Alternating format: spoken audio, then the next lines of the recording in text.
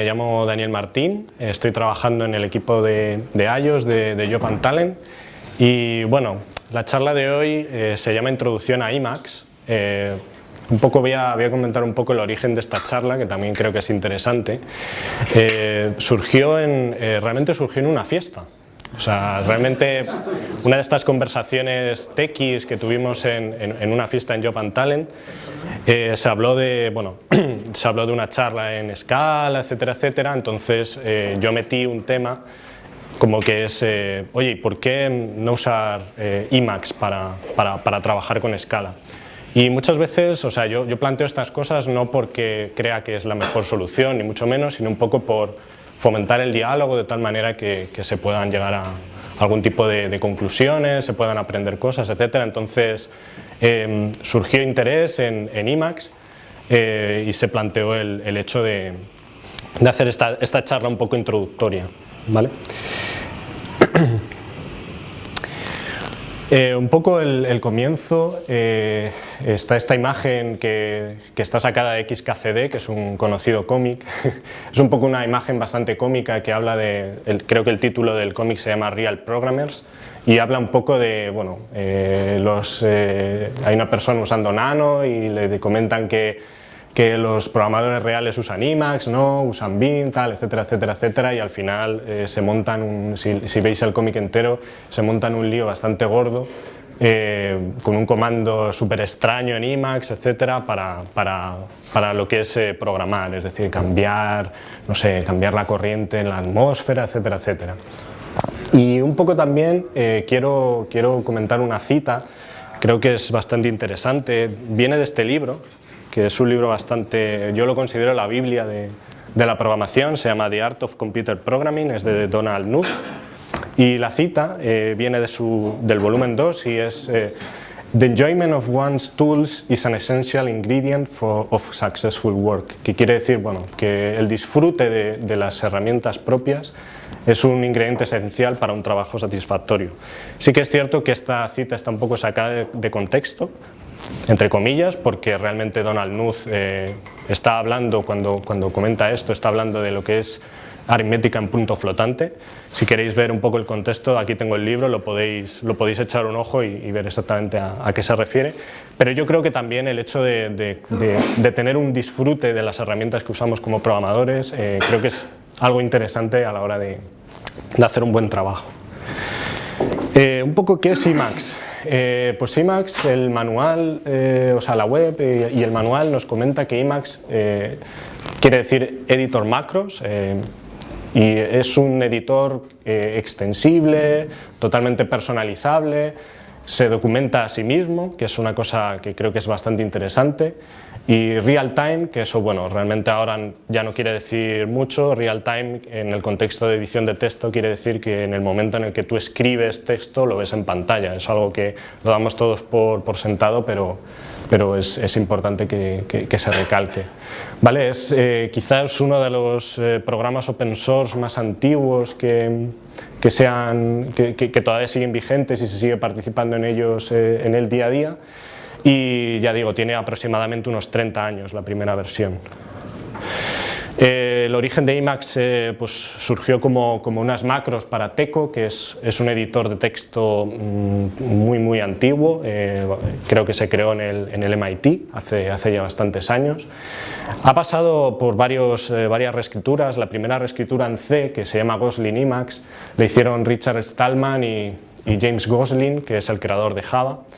Hay bastante tema hubo bastante tema con el tema de licencias, ahí estaba Stallman también, etcétera, etcétera. Entonces, cuando Richard Stallman estaba pues eso, creando su proyecto GNU, etcétera, y necesitó un editor de texto, pues generó lo que se conoce como GNU Emacs, y es la versión de Emacs quizá más popular hoy en día. Y que su primera versión pues salió en el año 1985, o sea, unos 30 años, es un editor bastante antiguo. Entonces, bueno, viendo esto se nos plantea la duda y decir, bueno, un editor de texto en 2016, ¿qué sentido tiene? O sea, son cosas como que realmente ya todo el mundo está programando en IDEs, son maravillosos, etcétera, etcétera. Y sí que es cierto, creo que hay dos cosas, ¿no? En primer lugar, el tema de que hay ciertos lenguajes y ciertas plataformas que aún no tienen un entorno IDE lo suficientemente potente o lo suficientemente avanzado como para que sea el editor de texto o el IDE de facto. Eso por un lado. Y por otro lado, creo que también la edición de texto, pese a que como programadores nos dedicamos también bastante tiempo a leer texto, a leer código, creo que la edición de texto es algo donde se necesita bastante potencia a la hora de editar, sobre todo a la hora de ser productivo, y sí que es cierto que editores de texto como Emacs, Vim, Sublime, Atom, pues en cierto modo como que pueden estar más orientados a la edición de texto que algunos IDEs.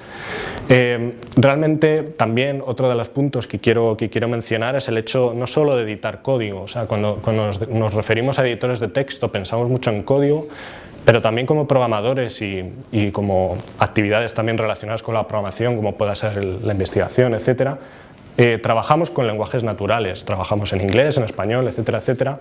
Y sí que es cierto, por ejemplo, cuando creamos documentación en Markdown o lo que sea, el formato que queramos, o un simple fichero de texto, también estamos trabajando con un editor de texto. Entonces se plantea la pregunta de decir, oye, ¿por qué no usar lo que ya conozco desde el punto de vista de la programación para editar no solo lenguajes de programación, sino lenguajes naturales? Entonces, eso que llevas ya ganado de antemano. Y otro de los puntos que también puede ser interesante es el hecho de que muchas veces pues, tenemos que editar texto de programas en servidores remotos que no tienen UI, que no tienen posibilidad de lanzar un IDE, etcétera, etcétera. Y en este caso los editores de texto pues, tienen su nicho particular. ¿Qué es lo que hace Emacs diferente al resto de editores de texto? Bueno, realmente Emacs mucha gente no lo considera un editor de texto porque sí que es cierto que empezó como un proyecto para editar texto, para escribir programas, etcétera, etcétera, pero al final lo que ha ido pasando es que ha ido evolucionando de tal manera que si consideramos los editores de texto típicos, que son subprocesos de una shell que están súper especializados en lo que es la edición de texto y se apoyan de otras herramientas externas como puedan ser comandos Unix, etcétera, etcétera, tanto para compilar, hacer deploy, etcétera, etcétera, Emacs tiene una, entre comillas, filosofía un poco diferente que consiste en que el editor de texto actúa como una shell, es decir, mucha gente dice que Emacs es un sistema operativo y no es así porque le faltan ciertas cosas, pero sí que puede considerarse como una shell, es decir, mucha gente abre su sistema operativo, abre Emacs como si fuera una shell y lo tiene abierto en todo momento hasta que ya termina y cierra Emacs y apaga el sistema operativo. Entonces, creo que es ese contraste en el sentido de que Emacs es como el programa principal que se apoya de varios otros programas accesorios y uno de ellos es la edición de texto, es decir, es un concepto un poco diferente al resto de editores de texto. Una de las cosas que tiene Emacs es que es muy extensible, o sea, realmente el hecho de poder extender tu propio editor de texto da pie a que se hayan construido cosas un poco, entre comillas, extrañas, ¿no? En Emacs, como pueda ser un programa para comprobar el correo, para navegar por archivos, juegos, hay un montón de accesorios. Y esto es posible porque Emacs realmente yo no lo llamo editor de texto, sino que es un intérprete de una variante de Lisp que se llama Emacs Lisp, ¿vale? Creo que este concepto es bastante importante. Y hay dos puntos principales que los remarco aquí, que son el hecho de que los plugins, todo lo que un programador construye para hacer cambiar el funcionamiento de su editor de texto, son indistinguibles del editor en sí mismo. Creo que este concepto es interesante por el hecho de que nosotros estamos acostumbrados, por lo menos en el mundo iOS o incluso Android, que es quizá lo que más conozca, a tener un IDE gigante y tener como puntos de extensibilidad dentro de ese IDE muy definidos, con un lenguaje que a lo mejor es muy diferente al lenguaje en el que está construido el IDE, de tal manera que el programador pues, se adhiere a esos puntos de extensibilidad y crea sus extensiones, pero esas extensiones realmente no son ciudadanos de primera clase desde el punto de vista de lo que es la amalgama del IDE. Entonces, el concepto de Emacs es diferente, en Emacs es diferente porque las extensiones son parte intrínseca del editor de texto. Hay un artículo de Martin Fowler que se llama Internal Reprogrammability, es bastante interesante, habla justamente de Emacs y comenta un poco este tipo de cosas, ¿no? El hecho de que los programadores muchas veces requieren modificar en tiempo de ejecución cómo funciona su editor de texto sin necesidad incluso de reiniciar el editor, y creo que es un artículo bastante interesante. Y he puesto también al final que ha influido en Ruby Emacs, o sea, el creador de Ruby tiene un artículo, bueno, una conferencia bastante interesante que creo que va sobre cómo Emacs cambió mi vida. Y realmente un poco habla de cómo empezó con máquinas Lisp, etcétera, etcétera, cómo al crear Ruby se basó bastante en Lisp, y llegó hasta el punto de que creo que no quiso sacar Ruby hasta no haber hecho un modo mayor de Emacs para editar texto en Ruby. Entonces, en ese sentido, creo que comentó que la sintaxis de Ruby es la que es, en parte, para que se pudiera realizar ese plugin de Emacs. O sea, ha llegado hasta este extremo. Hay mucha gente que usa Emacs y es muy fanática del editor y ha llegado hasta el punto de influir hasta en lenguajes de programación. ¿Qué versiones de Emacs hay? Pues hay bastantes versiones. He destacado, aparte de GNU Emacs, estas tres. Spacemacs, creo que yo no la conocía hasta hace poco, pero ha surgido en el canal de Slack, por ejemplo, de Emacs que tenemos aquí en Job and Talent, y he estado investigando un poco sobre ella y creo que es una aproximación bastante novedosa y bastante interesante. Para haceros una idea, es un poco como una mezcla entre el otro editor de texto, que es Vim, e Emacs, es decir, coge por un lado lo que es la ergonomía, la forma de edición de texto modal de Vim, todo ese tipo de cosas, y lo junta todo con la extensibilidad y las posibilidades que tiene Emacs. Entonces es como un híbrido entre esos dos editores de texto, que está teniendo bastante éxito, sobre todo entre gente que ha usado editores modales como Vim o similares, Sublime, etcétera, y que les da pie a que conozcan pues, un poco más Emacs, porque realmente pese a que es un híbrido, toda la potencia de Emacs está presente en Spacemacs. Y luego hay otras alternativas como Xemacs. Dime. ¿Abajo tiene el motor de Emacs, o sea, es Emacs? Sí. Spacemacs. Sí. O sea, realmente es una versión un poco, o sea, es modificada por la comunidad, de tal manera que ha habido muchas alternativas a lo que es hacer Emacs mucho más ergonómico y mucho más user-friendly. Entonces, se han creado modos, por ejemplo, hay modos en Emacs para emular Vim, que es utilizar Emacs, pero con los atajos de teclado de Vim. Y esta alternativa es como una distribución, por hacernos una idea, es como una distribución de Linux, es decir, cogen el core de lo que es Emacs, es decir, tienes toda su funcionalidad, pero sí que es cierto que hacen algunos cambios, como por ejemplo el hecho de los atajos de teclado son mucho más ergonómicos, etcétera, etcétera. Entonces es como una mezcla entre los dos, pero no le resta ninguna potencia en ese sentido. Ergonómico, o sea, sí. Dentro de Emacs. Sí.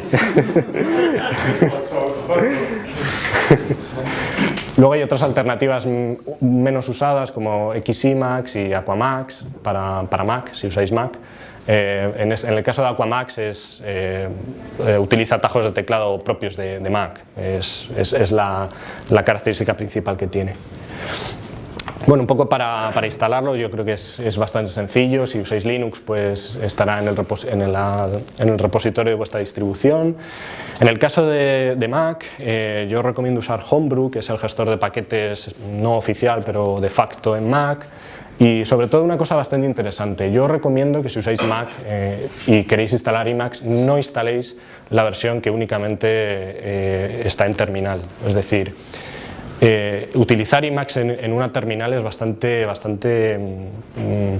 doloroso, en el sentido de que los atajos de teclado muchas veces se confunden, control Z, control A, o sea, os puede dar bastantes problemas. Recomiendo instalar la versión más gráfica, se puede hacer con el modificador with Cocoa, y es como una versión súper gráfica, pero a la vez, si no os gusta la interfaz, que no os va a gustar, porque Emacs por defecto es muy feo, eso es otra cosa, lo podéis configurar de tal manera que incluso parezca una versión de terminal. Pero sí, yo creo que es interesante que a lo mejor queréis, pero yo creo que es mucho más sencillo si queréis empezar a utilizar una versión más gráfica, ¿vale? Un poco los conceptos básicos de Emacs. Pues podemos hablar de lo que son los buffers. Los buffers son las áreas donde escribes texto, ¿vale? En Emacs, y es importante decir que los buffers pueden estar asociados o no a un archivo. Es decir, muchas veces en Emacs estamos editando texto como si estuviéramos editando un fichero, pero realmente no es un fichero lo que hay detrás, sino que puede ser una representación del sistema de ficheros. Ahora lo veremos en una pequeña demo, ¿vale? El concepto de Windows y frames es un poco diferente. Creo que aquí ya empieza una de las cosas que destacan de Emacs, que es un poco la terminología que usa. Es muy antigua, ¿vale? La gente no está acostumbrada a este tipo de cosas, se lía, es muy lioso. Por ejemplo, una ventana, la gente entendería como ventana, como una ventana, ¿no? de un sistema operativo, pero realmente una ventana es como un cajón que contiene un buffer. Y un buffer puede estar en varias ventanas, ¿vale? Lo que sí que es interesante es el concepto de frame. El concepto de frame es como la parte que puede contener una o más ventanas, que sería como la ventana física realmente. Es como al revés, están los conceptos al revés. Es un poco lioso, sí que es cierto, pero bueno, ahora lo veremos. También el punto. En la documentación de Emacs se habla del punto, que es el punto es el cursor donde escribes texto. Y luego está el concepto de modos mayores y modos menores, que creo que es bastante importante en Emacs, ¿vale?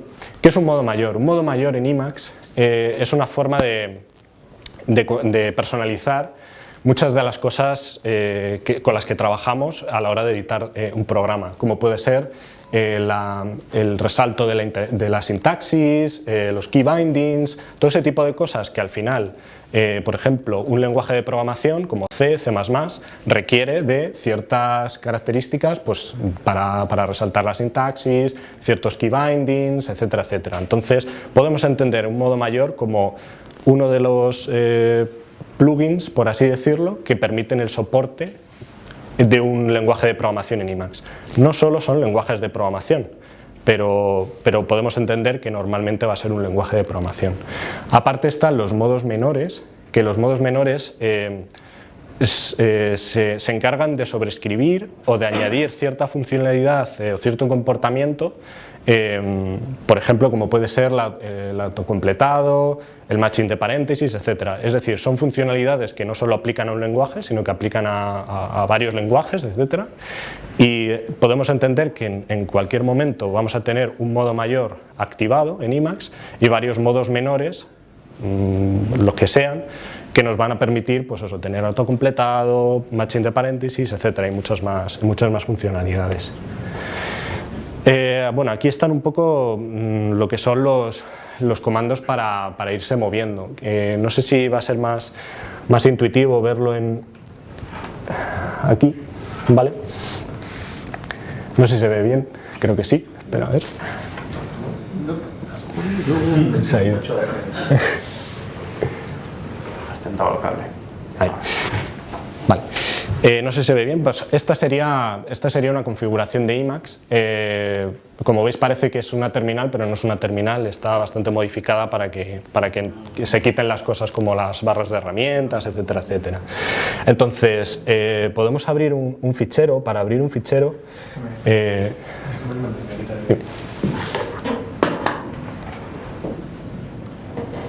Igual suena.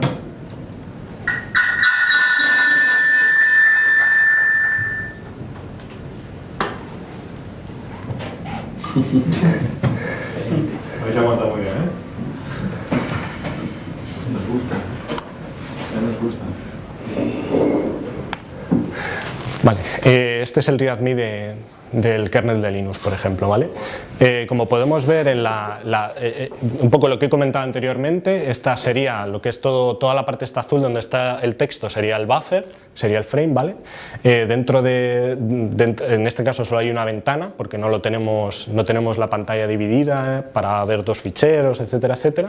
Y luego otra de las partes importantes de la interfaz es la barra esta gris inferior que podéis ver, que nos comenta pues un poco el nombre del fichero, dónde estamos situados, en el punto donde está situado en el fichero, y en este caso lo que hay entre paréntesis que pone fundamental, en este caso sería el modo mayor, ¿vale? Fundamental quiere decir que es texto, el modo fundamental lo llaman para texto plano, en este caso como es un readme, pues texto plano.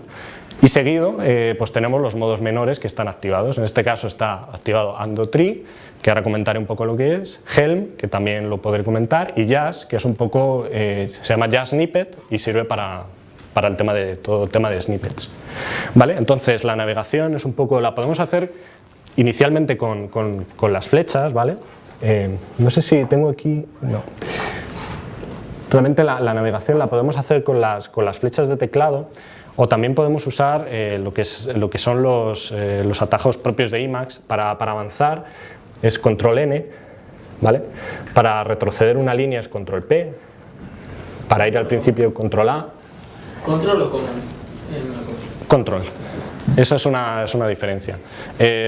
Realmente el tema en Mac hay dos teclas, que es control y command. En este caso se usaría control, pero como comentaré, bueno, si quieres lo comento ahora, en Emacs se usa el control para todo. Entonces, una de las cosas que se suele hacer y que yo tengo hecho es remapear el control por otra tecla que esté más cerca y que se pueda pulsar más fácilmente. Entonces, yo ahora mismo, si pulsáis en mi teclado, si queréis luego lo enseño, si pulsáis en mi teclado la tecla control, lo que ocurre es que se activa el caps lock. Yo el caps lock no lo uso para nada. Pero me he vuelto loco antes. Eso es. Pensé lo mismo y ya llevo una semana o dos usándolo y es mucho más cómodo. El cambiarlo por caps lock. Sí. Es mucho más cómodo. Yo, de hecho, si empiezas a usar control, te va a ocurrir que a los 5 días de usar Emacs te va a entrar dolor aquí en el dedo meñique. De hecho, se llama... sí, de hecho se llama Emacs Pinky, lo podéis buscar en internet, efectivamente.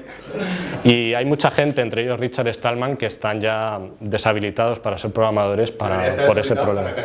Eso es.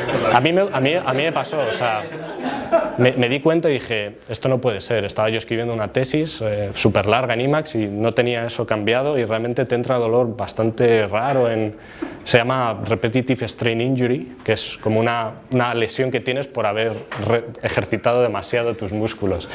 Entonces yo recomiendo, no lo tengo aquí puesto. ¿Y esto de qué tiene el bloqueo de mayúsculas como si fuese el control? El bloqueo mayúscula lo tengo como si fuese control, porque yo el bloqueo mayúscula no lo uso apenas. Bueno, la gente de Vim también hace algo parecido.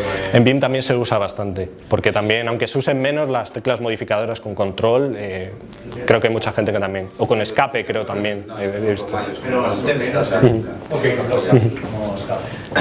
Entonces, bueno, básicamente los comandos control A, control E para ir avanzar, etcétera, son los mismos que hay en Bash, o sea, realmente ahí en ese sentido podéis, si tenéis ya más o menos experiencia en Bash, los podéis usar.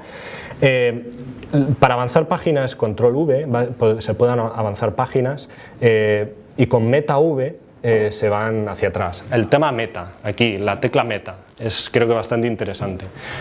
Cuando Emacs se creó, los teclados que existían en aquella época pues tenían una tecla muy extraña que se llama meta, ¿vale? Meta en los teclados actuales, por defecto, está mapeada o bien a la tecla Alt, que es lo más normal, o bien a la tecla escape, ¿vale? Entonces, en ese sentido tenéis que ver más o menos, en el caso de Mac, por ejemplo en la terminal por defecto de Mac, meta es la tecla de escape. Otra de las cosas que aquí recomiendo es remapear, si usáis Mac, la tecla meta para que sea la tecla comando, porque la tecla comando yo creo que es bastante cómoda de utilizar y como que en ese sentido Y sobre todo porque la alt también se usa en español para escribir caracteres que no son ASCII, ¿vale? Entonces yo creo que es interesante si queréis escribir español. Entonces, vale, pero para navegar en un fichero, otra de las cosas que en Emacs se hace bastante es navegar buscando texto, ¿vale? Entonces, en lugar de, si yo quiero ir a la, no sé, a la parte esta que hice de documentación rápidamente, lo que hago es control S para empezar una búsqueda, ¿vale? Y, o sea, con control S, al igual que en Bash, empecéis a hacer una búsqueda y podéis navegar rápidamente a una parte de un fichero. Creo que la navegación es mucho más rápida así. Vale, en ese sentido, en cuanto a navegación, pues es yo creo lo principal, el mover un poco el cursor, etc. En cuanto a abrir un fichero, por ejemplo, pues se utiliza control XF para abrir un fichero.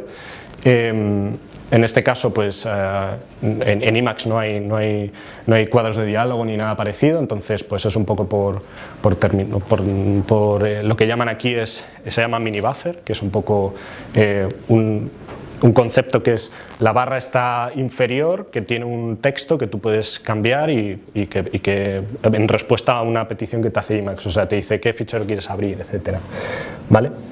Si tenéis algún problema o lo que sea, es muy interesante que sepáis la combinación de teclas control G. Control G lo que hace es parar lo que se esté haciendo, por si os habéis metido en atajos de teclado súper raros, no sabéis salir y tal, pues hay dos formas de salir de ahí, es control G o dar a la tecla escape 3 veces, ¿vale? Sí. Es un poco tal. Ahora veremos por qué. Sí. Vale. Otra de las cosas que ahora voy a comentar un poco, que no tiene que ver un poco con el movimiento, o sí, es el hecho de lo que se llama el comando metax. Creo que es súper clave en Emacs. En Emacs, cuando yo estoy haciendo esto, cuando yo estoy haciendo control P y control N para moverme, lo que estoy haciendo realmente es ejecutar una función, ¿vale? O sea, yo realmente, en lugar de moverme así, yo podría moverme diciéndole a Emacs con el comando metax, ¿vale? Metax es un comando que me permite llamar a comandos de Emacs, llamar a funciones de Emacs. Entonces yo puedo decirle forward line, ¿vale? Y estoy avanzando una línea. O puedo decirle end of line y me voy al final de la línea. Es decir, realmente los atajos de teclado están mapeados a funciones, que esas funciones están formando parte del propio editor. ¿Qué pasa si quiero saber cómo funciona cualquiera de estas funciones? Porque muchas veces queremos saber qué es lo que hacen, ¿no? Pues la ayuda en Emacs es control H y F de función, ¿vale? Y nos aparece decir discrete function. Pues en este caso podemos decir beginning of, por ejemplo, end of line, que es la función para irnos al final de una línea. Nos aparece aquí la documentación. Nos dice que está definida en C. Hay una parte core de Emacs que está escrita en C, pero la mayoría de funciones están escritas en el lenguaje Emacs Lisp, entonces las podéis ver el código fuente, etcétera, etcétera, y la documentación nos dice exactamente qué es lo que hace. En este caso es un poco trivial, pero bueno, siempre está bien el hecho de saber que si tú en Emacs sabes que existe una función, puedes ver exactamente qué hace, o incluso cambiarla o lo que sea. Creo que, vale, en este caso yo creo que el comando, pues eso, metax es bastante potente. Otro concepto interesante en Emacs es lo que llaman el scratch buffer, ¿vale? El scratch buffer es un buffer, como su nombre indica, y scratch es un poco como notas, ¿vale? O sea, cosas que no quieres guardar en un fichero, pero se usa de un modo especial. Si yo cambio de buffer al scratch buffer, ¿vale? Veo esto, perdón.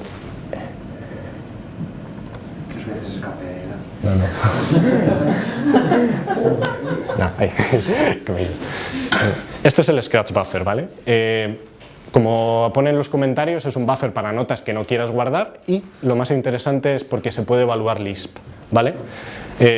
Si os dais cuenta, no me he salido del editor y yo puedo evaluar el código en Emacs Lisp, como pueda ser esto. Si veis ahí, en la parte de abajo, pues se ve que se ha evaluado una función en notación prefija, que es la de Emacs Lisp, pero podemos hacer cosas más chulas que veremos un poco más adelante. Evaluar funciones que ya quedan guardadas en memoria en el propio editor y se pueden usar en todo momento sin necesidad de reiniciarlo ni nada parecido, ¿vale? Volvemos un poco a la presentación. Esto es un poco lo que he comentado, las búsquedas, hay muchos comandos por ahí. Yo creo que lo ideal es un poco ir viendo el manual, etc. El hecho de copiar, cortar y pegar texto también es un poco diferente. En este caso por la terminología también. Cortar texto, lo que se entiende por cortar texto en los editores normales, en Emacs se llama kill text. Y es un concepto un poco interesante, ¿vale? En Emacs, cada vez que por ejemplo hacemos control K para borrar una línea, realmente no es borrar en Emacs, es matar la línea, kill. Lo que hace la línea es irse a lo que llaman el kill ring, que es como una estructura de datos donde se guardan todas las cosas que has ido matando, de tal manera que tú puedes pegarlas. Es el concepto de cortar, realmente. Tú cuando borras una cosa, normalmente en Emacs no se borra para siempre, sino que se va como a un portapapeles del cual se pueden pegar las cosas después. Y es bastante interesante. ¿En Vim pasa algo parecido? Creo que sí. Creo que hay un concepto parecido en Vim. O sea, es complicado a lo mejor para alguien que no conozca este concepto y tal, pero de hecho hay una estructura similar que se llama mark ring, que es para la marca. En Emacs existe el punto, que ya lo he comentado anteriormente, que es el cursor por el que te mueves, y la marca. La región que delimita el punto y la marca es lo que estás seleccionando. Entonces, en Emacs, la marca también tiene su propio mark ring, de tal manera que tú puedes irte atrás en las posiciones en las que has ido navegando en un texto. Por ejemplo, cuando tú buscas una palabra, a lo mejor la palabra está al final del documento, pero se guarda la marca en el mark ring de tal manera que tú puedes volver a la posición automáticamente. Es un concepto creo que bastante interesante en Emacs. Dime. ¿Cuánta memoria consume esto? Memoria, bueno, lo puedes personalizar, pero yo creo que no consume apenas. O sea, realmente estás trabajando con texto. De todas maneras hay variables en Emacs.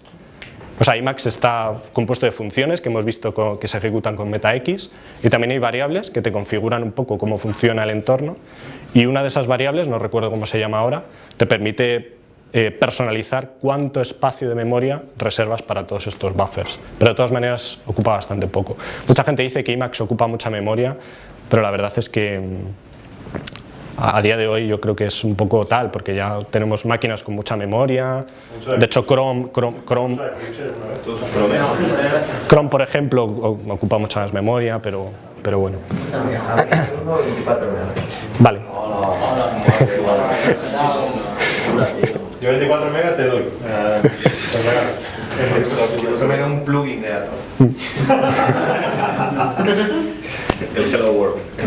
Vale, aquí está un poco lo que he comentado anteriormente del kill buffer, que es como la estructura donde se van guardando todas las cosas que vamos matando, para pegar, entre comillas pegar, después de hacer control Y, que es junk, es pegar, pues para ir ciclando elementos de ese kill buffer, pues vas dando a meta Y y vas ciclando y vas pegando cosas que hayas cortado anteriormente, ¿vale? Luego aquí está el tema de deshacer, rehacer, que es un concepto muy clave en los editores de texto y que en Emacs es muy raro, ¿vale? Si os encontráis con la necesidad de deshacer cosas en Emacs, pues bueno, hay un comando que es control barra, ¿vale? Para deshacer, pero tiene una cosa bastante curiosa. En Emacs, rehacer, por ejemplo el redo, no existe. Es decir, el concepto de redo se basa en deshacer lo que estás deshaciendo. Entonces es muy lioso. Por ejemplo, ¿cómo reharías cambios en un documento? Pues primero harías undo, undo, undo, o sea, harías deshacer, deshacer, deshacer, y para romper la cadena de deshacer, lo que haces es ejecutar otro comando que no sea deshacer, como por ejemplo avanzar un carácter. Una vez que has hecho eso, has roto la cadena de deshacer, y cuando vuelves a dar a control barra, en lugar de deshacer, lo que estás haciendo es deshacer lo que has deshecho y rehaces. O sea, es un concepto muy raro. Mucha gente dice que realmente se comenta que en Emacs esto viene porque tal y como está montado no puedes perder cambios, porque muchas veces deshaces, rehaces y acabas a lo mejor perdiendo cambios por el camino. En Emacs se comenta que no es posible, pero realmente yo recomiendo el modo menor undo tree, que es un poco manejar undo como todo el mundo conoce. O sea, creo que es un plugin que está basado en Vim. O sea, es una de las cosas que ha cogido Emacs de Vim, pues está bastante bien pensado. O sea, es muy potente, es una cosa muy potente ese undo, pero te explota la cabeza y no tiene ningún sentido. O sea, yo ya digo, recomiendo esa cosa. Vale, luego en el tema de undo, se puede hacer undo en regiones. Es un concepto también interesante, ¿no? O sea, cuando tú haces undo en un buffer, si tienes una región seleccionada, se hace undo solo a lo que aplica a esa sección. Y creo que no al buffer entero. Creo que es algo bastante interesante para comentar. Modos mayores de Emacs, así los más conocidos, uno de los más conocidos es direct. Sirve para manejar directorios, un poco para mover, renombrar, borrar archivos, borrar directorios. Entonces vamos a verlo un poco en la demo.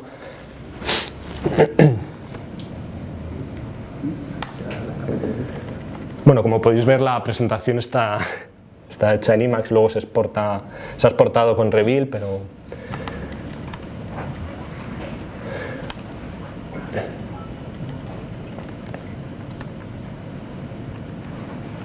vale, este sería un ejemplo de direct, ¿vale? Como veis, es un ejemplo de un buffer que no tiene correspondencia en un fichero físico, ¿vale? En este caso, pues estamos abriendo un directorio y podemos, pues eso, ver el contenido de los ficheros, etcétera. Si pulsara intro, pues accedería al fichero filename 1.txt, etcétera. Pero tiene un concepto un poco cool, que es el concepto de que esto es con vdirect mode, estoy haciendo que este buffer sea escribible, ¿vale? Se pueda escribir en él. ¿Para qué sirve esto? Pues sirve para hacer cosas como poder coger esto,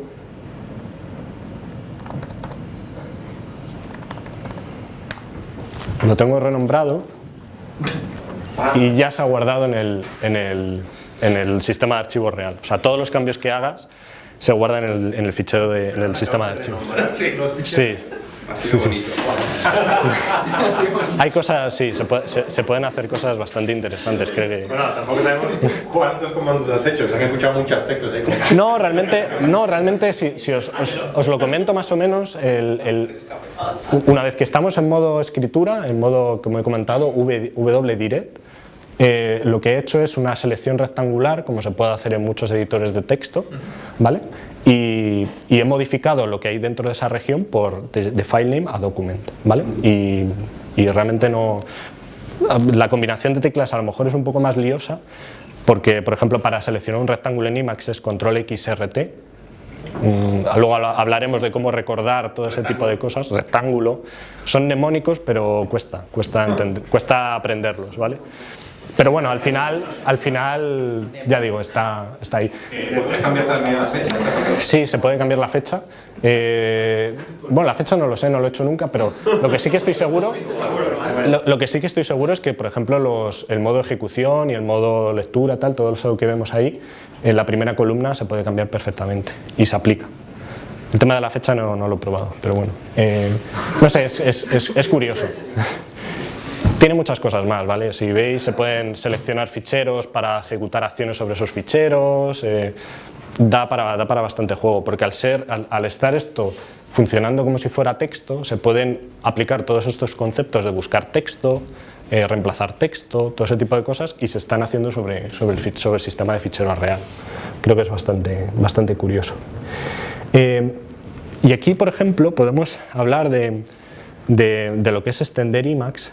Y, por ejemplo, yo estoy aquí en Direct y doy a Control A, ¿vale? Y si veis, se me ha ido a un carácter que no es muy conveniente, ¿vale? Yo quisiera que cuando doy Control A, en vez de ir al principio de la línea, me fuera a ese guión, al D, a la primera columna que tiene texto, ¿vale? Que está situada 2 caracteres después. Entonces, bueno, ¿qué esperamos? ¿Un plugin? ¿Que alguien haga un plugin para esto? Tal, no. Esto no. Entonces, nos vamos a nuestro querido Scratch Buffer, ¿vale? Y aquí lo que podemos hacer es crearnos una función.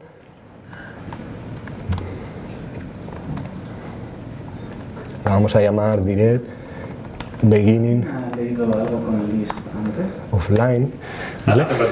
Aquí estamos definiendo aquí estamos definiendo una función, ¿vale? Luego hablaré, si me da tiempo voy a hablar un pelín de Emacs Lisp, pero voy un poco más rápido para no tal. Bueno, aquí estamos creando una función, ¿vale? La prefijo con my para que no haya colisiones, etcétera. Aquí le voy a decir que es interactive. ¿Esto qué quiere decir? Interactive quiere decir que es una función que se puede ejecutar utilizando MetaX, como hemos visto antes. Si no tuviera el interactive, sería una función como privada, interna, que no se podría usar. Entonces necesitamos poner eso. Y entonces, ¿cómo podemos irnos para atrás? Vale, hay un comando en Emacs que es ir un carácter hacia atrás, que es lo que es control B, y en este caso es backward char, ¿vale? Esto es una función y a esta función hay que aplicarle, ¿vale? Pues en este caso lo que vamos a hacer para irnos 2 caracteres es coger la columna actual donde esté el punto, ¿vale? Y restarle 2, ¿vale? Para que haya la diferencia que se tiene que mover hacia atrás es todo lo que es la columna actual menos 2, para que vaya justo donde queremos.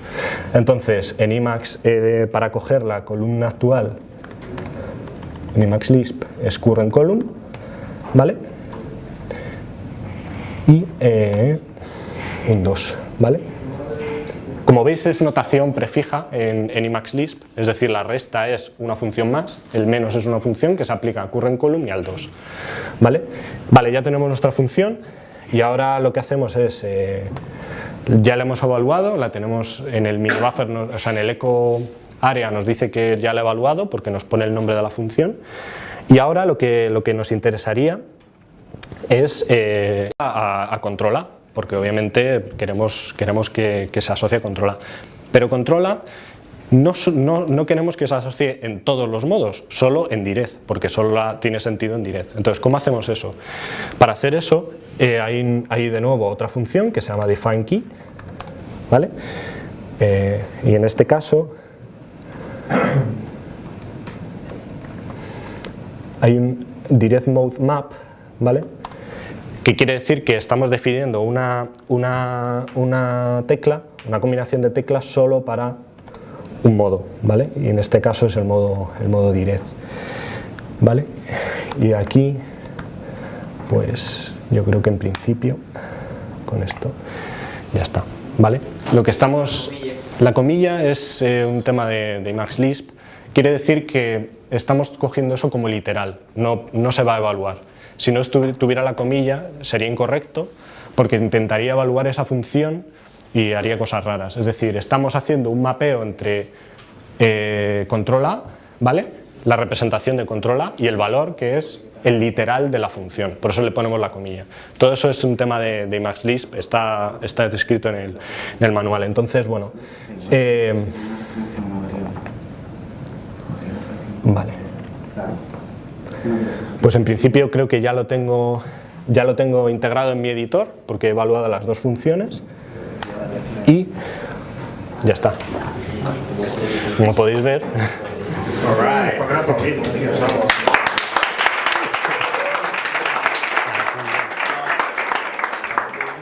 Es un poco tal, pero yo creo que es un ejemplo bastante pequeño que se puede entender bien, más o menos, de cómo se extiende el editor. Las cosas que se pueden hacer son bastante curiosas. Volvemos un poco a las slides, para ir tal. Magit es otro modo, voy a ir un poco más rápido. Magit es un modo mayor también bastante interesante, es un porcelain sobre Git. Esto quiere decir que uno de los porcelains de Git es la herramienta Git en línea de comandos, otro de ellos es Magit, es decir, se puede hacer todo lo que puedas hacer en Git desde línea de comandos, y es un poco, la filosofía es parecida, ¿no? Manejar lo que es Git utilizando atajos de teclado, no son de Emacs, pero así, o sea, no son tan control X tal, sino que son más intuitivos en ese sentido, y sobre todo manejarlo todo como si fuera texto, ¿vale? Entonces, para hacer funcionar Magit, bueno, voy a hacer una, solo porque lo veáis.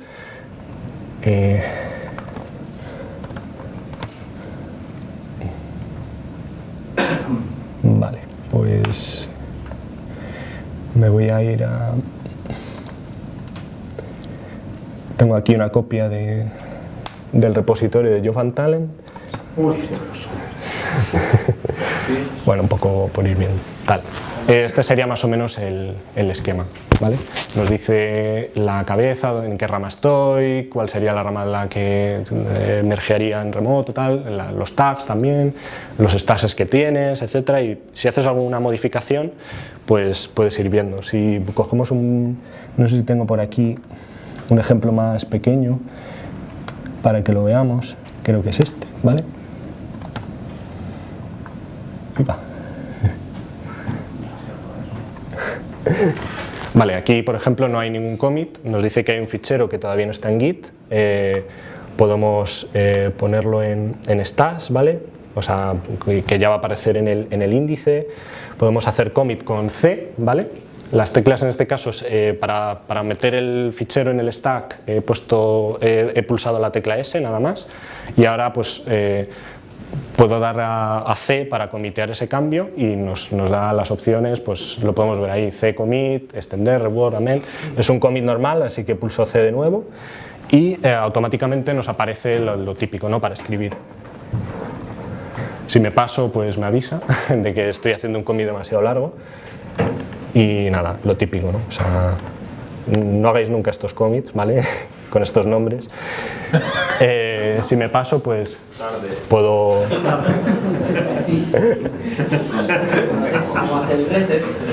Perfectamente, o sea, no sé. Al final, pues ya digo, haces commit con control C y ya aparece. Ya aparece que el primer commit es ese que he llamado con un nombre bastante raro. Entonces, bueno, puedes hacer de todo, no voy a mostrar todo, pero puedes cambiar de ramas, y ya digo, el hecho de que esté integrado aquí, pues hace que todas las funciones que se hayan definido en el editor, pues pueden funcionar en Magit igualmente. Luego está org mode. Org mode requeriría una charla solo para él, ¿vale? Es uno de los proyectos de Emacs que ha hecho que mucha gente pase de Vim o de otros editores a Emacs, solo por usar org mode, es decir, les da igual todo lo que os he comentado, el que sea súper extensible, el que sea súper, pues eso, que puedas hacer gestión de ficheros en Emacs. El hecho de que haya salido org mode ha hecho que mucha gente se pase a Emacs. ¿En qué consiste org mode? Es un sistema para mantener notas, mantener to-dos, proyectos, planear proyectos, documentos. Por ejemplo, esta presentación se ha hecho en org mode, ¿vale? Y todo manteniendo lo que es un fichero de texto plano, ¿vale? Texto plano. Tiene anotaciones, es algo similar a Markdown, pero es mucho más potente, ¿vale? En ese sentido, Markdown fue ideado un poco para que sea fácil de leer y fácil de escribir, pero org mode no es tan fácil de escribir, pero con Emacs, ya digo, se hace más sencillo, pero está súper orientado a lo que es partir de texto plano y generar lo que son to-dos, por ejemplo, que esos to-dos tengan asociados unas ciertas propiedades, como por ejemplo cuándo tengo que hacer ese to-do, un deadline, quién está implicado en ese proyecto, en esa tarea, taguear tareas, de tal manera que automáticamente Emacs tiene como una especie de vista de agenda que te permite ver qué es lo que tienes que hacer en cada momento, tal. O sea, es un poco concepto de Get Things Done, que está tan de moda últimamente, y tiene pues bastantes aproximaciones. De hecho, hay muchísimos modos relacionados con Org Mode, como por ejemplo hay un modo para manejar, se llama Org Drill, que es un poco similar a Anki, para aprender cosas con entrenamiento repetitivo, etcétera, etcétera. Y ya digo, hay bastantes cosas que se pueden hacer con Org Mode. Una de las cosas más interesantes, que no está aquí, pero que la comento, de Org Mode, es el hecho que que estoy investigando últimamente, pues eso, la semana pasada estuve haciendo alguna pruebecilla, en dos conceptos que me parecen interesantes, que son lo que se llama reproducible research, que es investigación reproducible, y el concepto de literate programming, que es programación literaria. Literate programming es un concepto también del autor de este libro, de Donald Knuth, ¿vale? Que consiste en el hecho de plantear la escritura de programas como escribir versos, como si fuera a escribir, bueno, versos no, una novela, ¿vale? Como si fuera a escribir texto. Es decir, prosa, efectivamente, es decir, explicar tu programa a los seres humanos e incidentalmente tener trocitos de código para que los ejecute un ordenador. Entonces, vamos a ver un ejemplo de esto, ¿vale? Hay un modo relacionado con Org Mode para todo este tema de literate programming y reproducible research que se llama Org Babel. Babel es múltiples idiomas y ahora veremos por qué, ¿vale? Entonces, creo que lo tengo aquí. Esto sería un documento de Org Mode, en este caso Org Babel, ¿vale? Es un poco raro porque parece que hay como código, lenguaje natural, Python, muy raro. Y en esto consiste Org Mode, ¿vale? En este caso es el triángulo de Pascal, ¿vale? Escrito en Python y remarcado entre partes de begin source y end source tenemos código que está marcado como código Python, ¿vale? Que en este caso lo que hace es calcular el triángulo de Pascal. Recordad que estamos trabajando con un documento que es de código, o sea, normal. Aquí podemos escribir cualquier cosa en lenguaje natural, y lo que es el concepto interesante es que todo esto que está dentro de las etiquetas source, begin source y end source, pues va a tener el syntax highlighting de Python, tal, etcétera, etcétera. Lo puedo modificar. Y una vez que he terminado, pues automáticamente se va aquí. Pero puedo ir más allá, puedo llegar y ejecutar este código, ¿vale?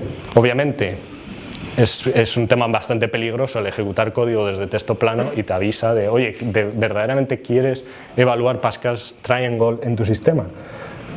Yo le digo que sí, y automáticamente me mete en ese fichero de documentación el resultado del programa. Puede estar escrito en Python, puede estar escrito en cualquier lenguaje que soporte Org Babel, que prácticamente es todo lo que soporta Emacs, ¿vale?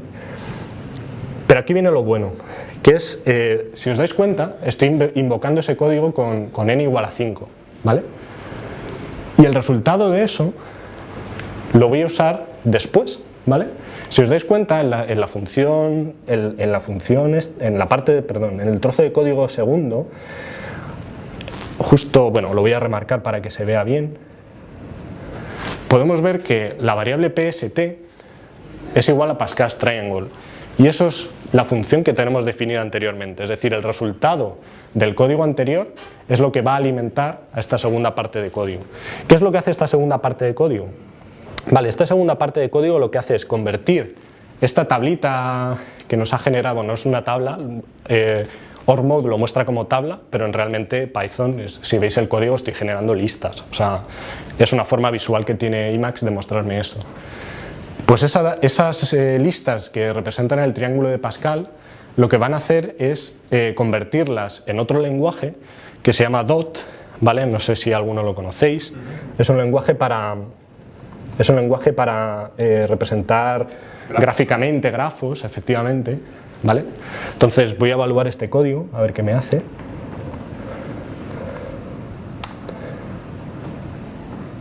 Vale.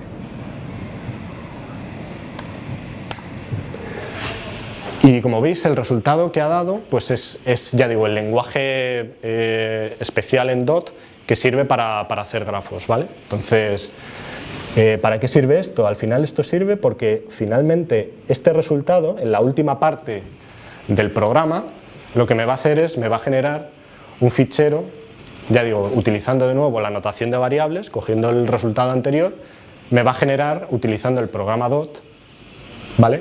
Me va a generar una figura en PDF, que creo que la tengo por aquí.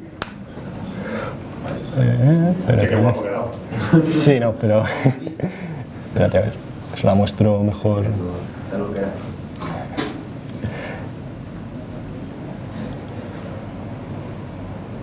Ahí está. Sí, que no, vale. Bueno, no sé por qué debería, Emacs creo que se pueden visualizar PDFs también, pero bueno, lo miraré. Pero bueno, realmente, ya digo, el concepto de OR Babel es bastante interesante. Esto es una de las partes que tiene OR Babel, que es un poco el tener un fichero de texto, tener código fuente, que tú puedes guardar en una variable su resultado, utilizarlo en otra parte de código fuente, etcétera. Y creo que es bastante. Los notebooks de Python, ¿no? Sí. Hay alternativas. Sí, por ejemplo, no sé si conocéis Matemática, el software este de un poco de matemáticas, pero hace mucho más. Tiene un concepto bastante parecido, o sea, es un lenguaje de programación, tiene el concepto este de notebook, los playgrounds de Swift. Es un poco similar, no llega a tanto, obviamente, pero es un concepto bastante similar. Y creo que es bastante interesante, ¿no? El hecho de poder mezclar, en este caso hemos mezclado código Python, hemos mezclado código en lenguaje DOT, podemos hacer un montón de cosas, ¿vale? Y otra cosa interesante que tiene es que eso se puede exportar, ¿vale? El hecho de hablar de Literate Programming tiene dos conceptos que se llama, lo que llaman winning, que es un poco la acción de partir de ese documento que tiene tanto prosa como código y extraer solamente la documentación, y el concepto de tangling, que es un poco el concepto de extraer las partes de código para generar código fuente. Es decir, de un mismo documento generas tanto la documentación como el código ejecutable. ¿Cuándo uso esto yo en Job and Talent? Por ejemplo, en la API de Companies, ¿vale? La API de Companies la estoy haciendo, toda la documentación que hago yo, la embebo código, que en este caso es código en REST Client. REST Client es un plugin de Emacs para hacer peticiones REST, de tal manera que yo tengo la documentación ejecutable, es decir, yo tengo mi documentación de la API, la exporto, la puedo exportar a HTML, a Markdown, a lo que sea, y puedo ejecutarla en tiempo real. Es decir, puedo ver en todo momento qué resultado me está dando la API, sin necesidad de abrir otro programa, etc. Es uno de los usos que le doy a OR Babel en Job and Talent. Vale, luego un poco para terminar hay cosillas, las típicas cosas de Emacs que todo el mundo, mucha gente conoce, ¿no? El hecho de que haya un Tetris, Hanoi, bueno, el tema de Hanoi, vea, ¿lo queréis? Lo voy a enseñar.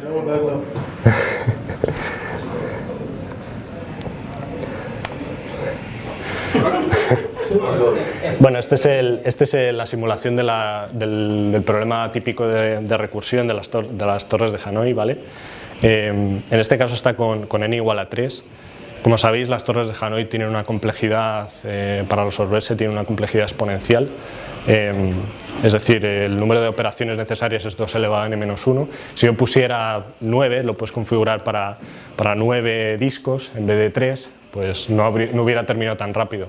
Hubiéramos necesitado más tiempo del que el universo nos puede dar, porque es 2 elevado a 9 menos 1. Son fricadas, o sea, son cosas que tiene Emacs. Tiene también un Tetris. Tiene un Tetris. Yo no lo he usado nunca, pero bueno, no sé jugar. Es una de las cosas que la gente, al ver la potencialidad del lenguaje que es Emacs Lisp, pues le da pie a hacer este tipo de cosas. Da pie a hablar mucho de Lisp y de cómo la gente hace cosas en Lisp, pero bueno, eso ya es tema de otra charla. Y nada, luego hay otras cosas como bastante curiosas. Si ponemos birthday, hay una cosa que no entiendo, que es animate birthday present, es una función. nos pregunta para quién quieres el regalo de cumpleaños, obviamente voy a poner para mí, y nos hace como si fuera mi cumpleaños. Son cosas un poco... Supongo que cuando estás programando y necesitas descansar o lo que sea, pues ves este tipo de cosas y te dan amor, claro. Te motivan. Ya digo, son cosillas un poco para... Yo veo la típica cosa que necesitas todo el mundo. ¿El qué? Sí, claramente, porque sí, Seguramente. Nadie le felicita el cumpleaños. Efecto. Esto y el doctor también. No sé si habéis... Bueno, el doctor es más... Yo creo que es bastante más común, el doctor. Dice, soy tu psicoterapista, tal, descríbeme tu problema. No sé. Tengo hambre. No come. ¿Por qué dices que tienes hambre? Porque es un psicoterapeuta, ¿no? Que No sé. te paga por horas. No sé, es un poco... Es un programa un poco tal. Está el juego de la serpiente, tal. Son cosillas que se han ido generando en IMAX y que son parte, yo creo, del folclore y que no podrían faltar en esta charla. Pero control X K y lo matas. Control XK y lo matas, efectivamente. Y bueno, quiero concluir la charla diciendo cosas malas, ¿vale? Yo creo que he comentado cosas que parecen cool, tal, pero IMAX tiene cosas muy malas y la charla debe hablar de ello, ¿vale? IMAX Lisp, pese al nombre Lisp, no tiene bueno, tiene que ver, pero no es un lenguaje Lisp como el resto de variantes, como pueda ser Scheme u otros, o Common Lisp, ¿vale? Es un lenguaje que tiene una sintaxis parecida, pero que tiene bastantes problemas, y uno de los principales es el hecho de que no tiene soporte multithreading. Y todo el mundo dice, oh, y esto es muy grave, porque yo estoy ejecutando código en IMAX, se me va a bloquear IMAX y tal. Lo que ocurre es que muchas veces, cuando estamos ejecutando, por ejemplo, Magit y estamos haciendo commits, o por ejemplo estamos viendo el listado de directorios con direct, lo que está ocurriendo es que IMAX está por detrás lanzando un proceso, que puede ser ls o git, y cogiendo ese resultado e interpretándolo como texto. De esta manera se simula más o menos el multithreading, pero el lenguaje no tiene ese soporte. Tampoco tiene soporte para librerías compartidas. El tema de la memoria, que se ha comentado también anteriormente, pues puede ser, si se programa incorrectamente, pues puede llegar a ocupar las extensiones pueden ocupar bastante memoria, pero bueno, es un problema que hay. Y realmente, sobre todo al final, muchas veces se plantea y se dice, ¿por qué se sigue con IMAX, se sigue utilizando IMAX Lisp, que es un lenguaje tan antiguo y tiene estos problemas? Pues en cierto modo se están intentando hacer alternativas, como reescribir o suplementar IMAX utilizando GIL, que es un proyecto de GNU para construir extensiones. Creo que está basadas en podrías escribir, si este proyecto que aquí comento, aquí tenéis la URL, este proyecto creo que está un poco parado porque hay bastantes problemas.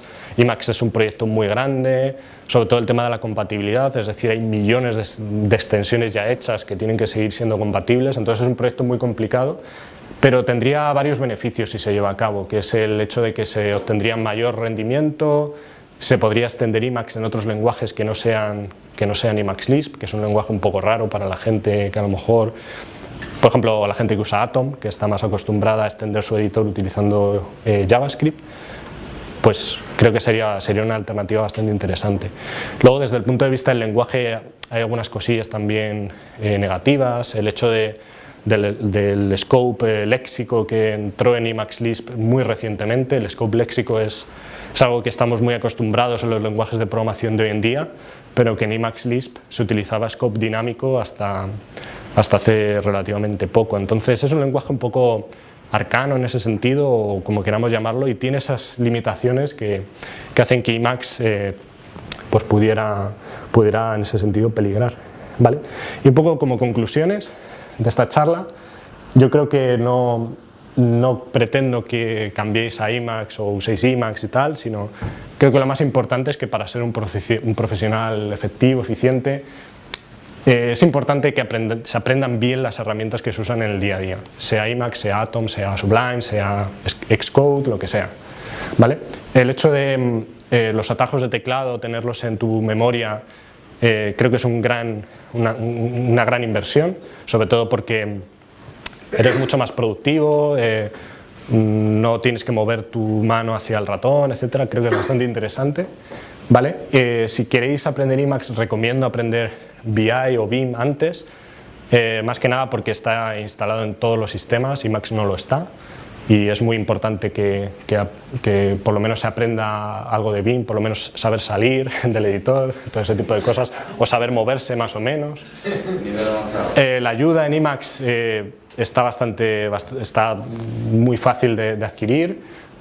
Si tenemos cualquier duda sobre qué hace una función, qué hace una variable, leer el manual, todo ese tipo de cosas está muy bien. Es uno de los proyectos software que están mejor documentados que conozca yo, ¿vale? Y aprender un poco de Emacs Lisp pues te da mucho poder, porque ya no eres solo un mero usuario del editor, sino que lo puedes manipular para que haga las cosas que tú quieres, como hemos hecho, por ejemplo, para el tema de editar el modo direct. Y nada, aquí comento un poco, si queréis saber un poco más, gente que sabe mucho más que yo de Emacs, que son referentes, que son Sacha Chua, Magnar Svin, en el caso de Svin tiene un podcast que se llama Emacs Rocks, que tiene un montón de vídeos donde se hacen cosas muy chulas, que recomiendo ver pues, si queréis aprender un poco más. Y ya un poco más cercano hay un meetup de Emacs en Madrid, que estáis invitados, por si queréis compartir, aprender o lo que sea, y es bisemanal, creo. Y nada más. Muchas gracias, y si hay alguna pregunta, pues...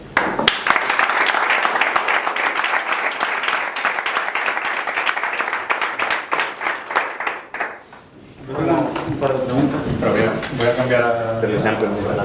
Sí, son preguntas. ¿Puede ser del Hanox? Para que no se englute. ¿Puedo ya? Casi.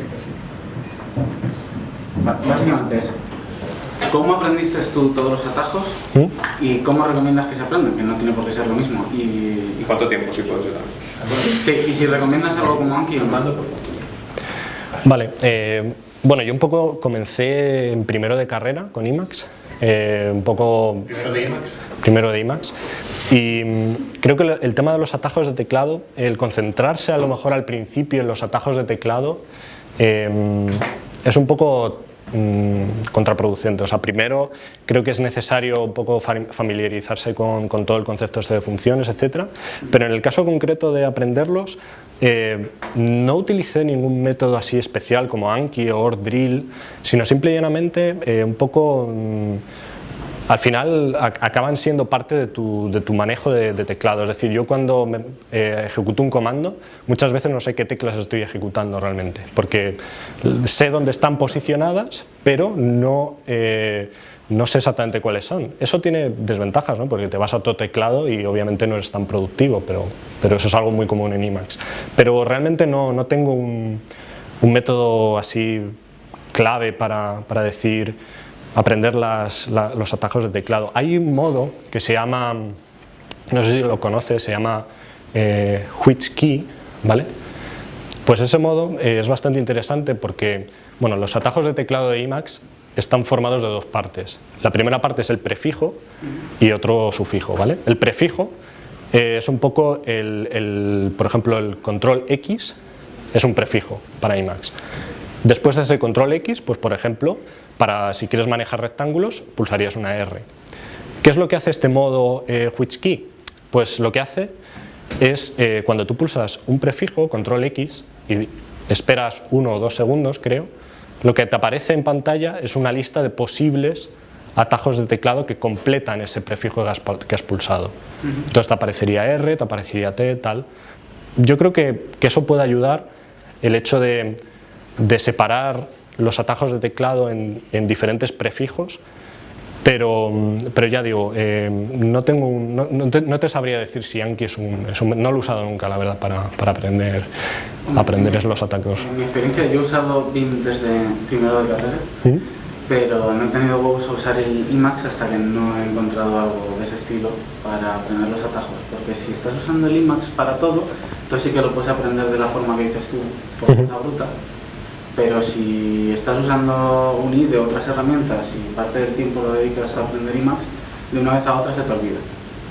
Sí que es cierto, sí que es cierto. Yo, de hecho, eso es uno de los problemas, ¿no? Que si estás trabajando en IDEs que tienen otros atajos de teclado diferentes, hay mucho proceso de volver a aprender, y eso sí que me ha pasado. O sea, el hecho de que hay atajos de teclado que a lo mejor confundes, pero bueno, por ejemplo, yo utilizo Xcode y modifico los atajos de teclado para que sean lo más parecidos a Emacs posible. Y muchos IDEs tienen ese modo, y creo que sería una buena forma para profesionales que trabajan tanto en IDEs como que quieren aprender Vim o Emacs, el hecho de que puedan modificar la configuración de su IDE para que los atajos de teclado sean los de su editor, pues ayuda a que no ocurran ese tipo de confusiones.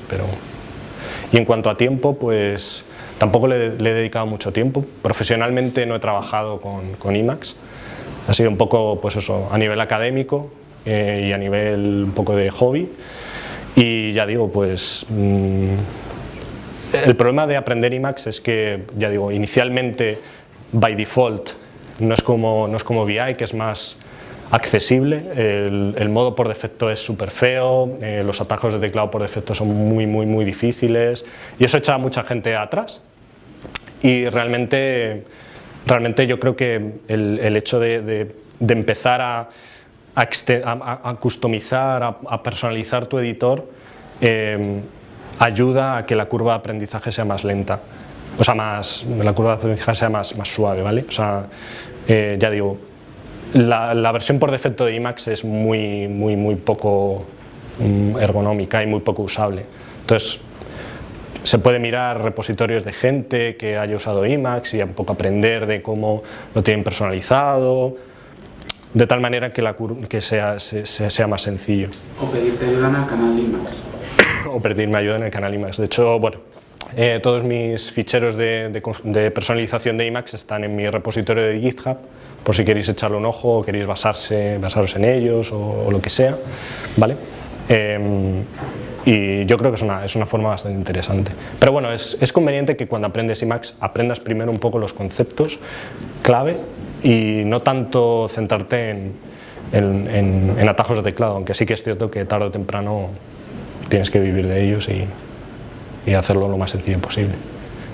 Has mencionado Spacemacs y ¿crees que es una buena forma de empezar? Porque yo sí lo estoy utilizando un poco como bridge desde Vim hasta ahí. Pero de todos los atajos de teclado que has comentado, la mitad de ellos no me funcionan en Spacemacs. En plan, no sé si es porque tengo el Vim Mode o si...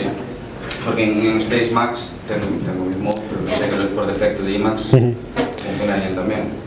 No he usado Spacemacs, pero es probable que esté pasando eso. Realmente, si habéis visto el ejemplo que he hecho con Direct, en el que he modificado la tecla Control A para que en lugar de ejecutar la función de Emacs ejecute mi función, Spacemacs a grandes rasgos está haciendo algo similar. Entonces, los atajos de teclado que veréis en los manuales de GNU Emacs es posible que no sean los mismos en Spacemacs, pero realmente no te sabría decir si hay alguna manera de configurar Spacemacs. Yo creo que sí que la hay. El modo Emacs. Sí, eso es. Se pregunta, ¿quieres modo Emacs o Pero vamos, yo creo que si la gente se decanta por Spacemacs, es posible que quiera los atajos de teclado por defecto. Entonces, quizá no tiene tanto sentido que se aprendan los atajos de teclado propios de Emacs. Sí que es cierto que, hablo de suposiciones, es posible que alguno de ellos lo vas a necesitar. Es decir, si quieres hacer algo muy avanzado, o por ejemplo lo que he comentado de MetaX o todo ese tipo de cosas, es posible que tengas que aprender el atajo de teclado propio de GNU Emacs, pero ya digo, o sea, la gente si quiere utilizar Spacemacs o incluso Viper Mode, que es un modo mayor en Emacs para simular un poco la edición de textos en VI dentro de Emacs, creo que no tiene sentido que se aprendan los atajos propios de Emacs. O sea, en ese sentido yo no sé cómo estará documentado ese proyecto, entiendo que bastante, y lo que haría sería basarme en la documentación de eso. Obviamente todos esos atajos que aprendas a lo mejor no los puedes reutilizar en otros entornos de GNU Emacs, pero yo creo que eso es un mal menor porque realmente GNU Emacs al final la gente lo personaliza tanto que es muy difícil que puedas manejarte en el sistema de otra persona. Entonces, vamos, mi recomendación es eso, que sigas aprendiendo con los atajos estos que tenga Spacemacs, que son similares, entiendo, a VI, y realmente la potencialidad de Emacs viene de su extensibilidad, como hemos podido ver, con un lenguaje que es mucho más intuitivo, mucho más potente que Vimscript, creo, y creo que es ahí donde está la clave, es decir, aprovechar esa parte y aprovechar también lo bueno que tiene VI para mucha gente, que es la ergonomía de sus combinaciones de teclas. Muchas gracias.